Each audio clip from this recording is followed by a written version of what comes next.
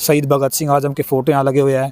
भारतीय किसान यूनियन के झंडे आपको यहाँ दिख जाएंगे। ये देखिए रोड के ऊपर मेन राजमार्ग का नाम लेकर किसानों को लूटने की बात है। वो कारपोरेट घरानों की मशीनरी बेचने के लिए सरकार ने कानून बनाए। आपको दिख रहा होगा आगे नया बटन दिया जाए उसके लिए। और ये आपको हम दिखाते हैं, ये इसके लिए इनको ज़मीनों में गाड़ा गया था कील लगा के, कि ताकि जो किसान अपने साधन लेके आए, ट्रैक्टर लेके आए या कोई भी साधन लेके आए, वो उसको लेके आगे ना बढ़ सके। नमस्कार दोस्तों, आप सभी का स्वागत है एक और नई वीडियो के साथ। आज हम लोग पहुँचे हैं हरियाणा और पंजाब के बॉर्डर पे। आपको सामने दिख रहा होगा यहाँ पर हरियाणा स्टार्ट होता है और पंजाब की सीमा समाप्त होती है। सामने बैरिकेड लगाए गए हैं हरियाणा गवर्नमेंट के द्वारा। पूरा पुलिस प्रशासन, इंडियन आर्मी के जवान यहाँ पर बैठाए गए हैं। आप यहाँ पर भी देख सकते हो, ये दिख रहा होगा भारतीय राष्ट्रीय राजमार्ग प्राधिकरण। हम लोगों ने यहाँ पर देखा कि किसान लगातार पिछले 10 से 12 महीने से यहाँ पर बैठे हुए हैं और यहीं पर अभी किसान यूनियन की मीटिंग भी चल रही है, वो भी आपको दिखाएंगे। आपको हम दिखा देते हैं। आपको सामने दिख रहा होगा ये मेन रोड हुआ करती थी, जिसको तब्दील कर दिया गया, एक शेड लगा के तब्दील कर दिया गया उसको। आपको सामने दिख रहा होगा जो यहाँ पर किसान आगे न बढ़ सके, पुलिस प्रशासन के द्वारा, सरकार के द्वारा ये कटीले तारें लगाई गई थी। आप देख सकते हो, इनको किसानों के द्वारा हटाकर साइडों में डाल दिया गया है। आप देख सकते हो, आपको इधर भी दिख जाएंगे कैसे नोकीले तारों का यूज़ किया गया है।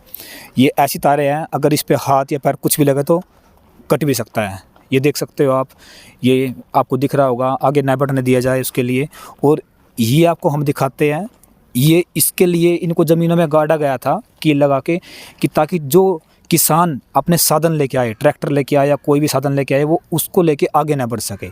आपको आगे भी दिखाएंगे ये बड़े बड़े बैरिकेड जो आपको दिख रहे हैं, चेकिंग फॉर पंजाब पुलिस, आपको इधर दिख जाएंगे। ये ट्रालियाँ खड़ी हुई हैं, ट्रैक्टर यहाँ पे खड़े हुए हैं। ट्राली को ऐसे मॉडिफाई कराया गया है कि ट्राली के साथ साथ इसको एक रूम के तौर पे आप यूज़ कर सकते हो। ये बैरिकेड वहाँ पे लगाए गए थे, जिसको ट्रैक्टरों के द्वारा खींचकर तकरीबन 200 मीटर पीछे लगाया गया है। अभी चलेंगे, बातें करेंगे, यहाँ पर बहुत किसान हमें मिलेंगे। आपको सामने तंबू दिख रहे होंगे, लाइटें जल चुकी है और ठंड सर्दी बहुत ज़्यादा अभी हो रही है यहाँ पे, लेकिन उसके बाद भी निरंतर किसान यहाँ पर जमे हुए हैं। यहाँ पर एक ही जो लड़का आपको दिख रहा होगा फ़ोटो में, यह हुआ था, ऐसा किसानों का कहना है। और पंजाब सरकार जो भगवंत मान है, उनकी तरफ से भी इनको सहायता दी गई। इसके घर में इसकी बहन को भी नौकरी दी गई। आगे बढ़ रहे, आपको नेतृत्व तो दिखाते रहेंगे। आपको शहीद भगत सिंह आजम के फ़ोटो यहाँ लगे हुए हैं।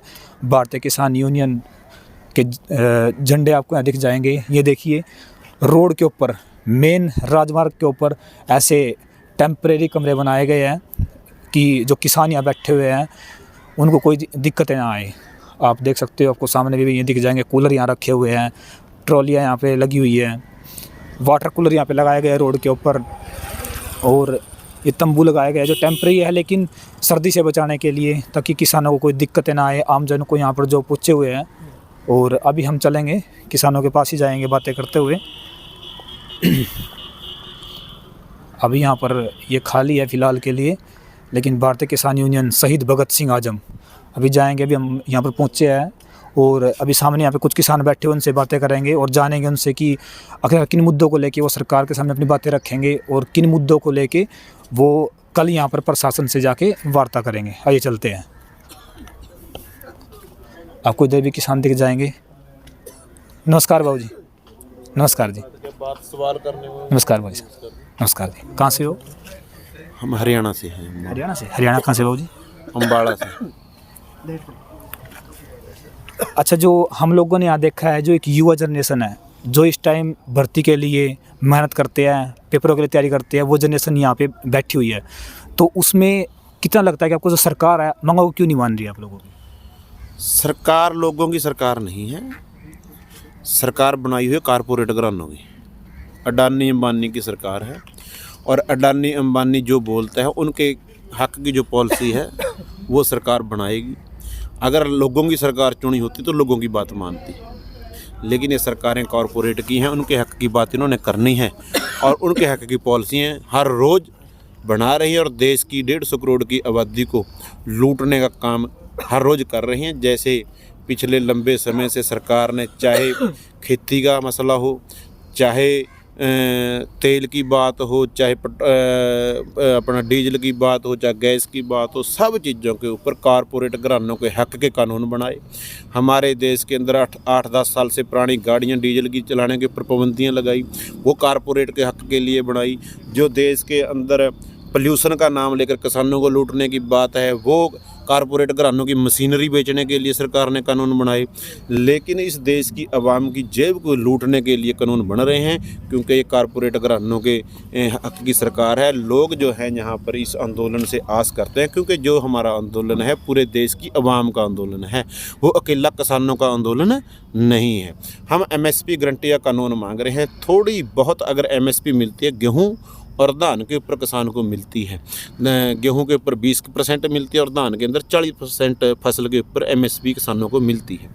लेकिन आप सब लोग जानते हैं कि दो फसलों के ऊपर MSP मिलता है 20% और 40%, उन दोनों फसलों की कभी ब्लैक नहीं होती।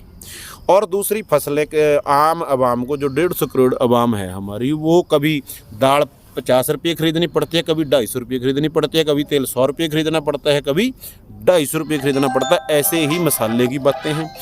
उसका कारण यही है कि वो पूरी देश की लूट तभी होगी अगर MSP गारंटी का कानून नहीं होगा। अगर MSP गारंटी का कानून बन जाता है, जो पूरी आवाम अपना करियाना खरीदती है, रोज़मर्रा की वस्तुएँ खरीदती है, फिर उसकी चीज़ की कमी नहीं होगी देश के अंदर। जैसे धान की और गेहूं की कमी नहीं है, क्योंकि उसके ऊपर किसान को MSP मिलता है। किसान को पता है मुझे इसके ऊपर मंडी के अंदर रेट वाजिब मिल जाएगा। लेकिन दूसरी फसलों के ऊपर किसान सिक्योर नहीं है, जिसकी वजह से वो दूसरी फसलें पैदा नहीं करता। जब उसका रेट बढ़ता है, एक साल किसान पैदा कर लेता है, लेकिन कारपोरेट घराने और सरकारें मिलकर बाहर से एक्सपोर्ट कर लेते हैं। मेरे देश के अंदर 50% उत्पादन दाल का होता है, अपने मतलब का 50% बाहर से इंपोर्ट होती है। 60% के आसपास जो खाने का तेल है वो बाहर से इंपोर्ट होता है। लेकिन हिंदुस्तान के, भारत के किसान को ना सरसों का रेट वाजिब मिलता है, ना सूरजमुखी का तेल के ऊपर सूरजमुखी का रेट वाजिब मिलता है, ना दालों के।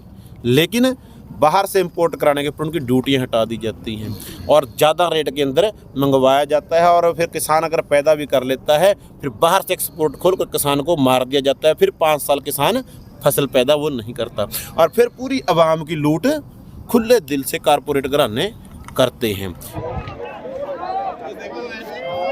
अभी तो बाजेगी ना, वीडियो बन रही है, ये डाल दूंगा मैं जी की सीधी रिपोर्ट।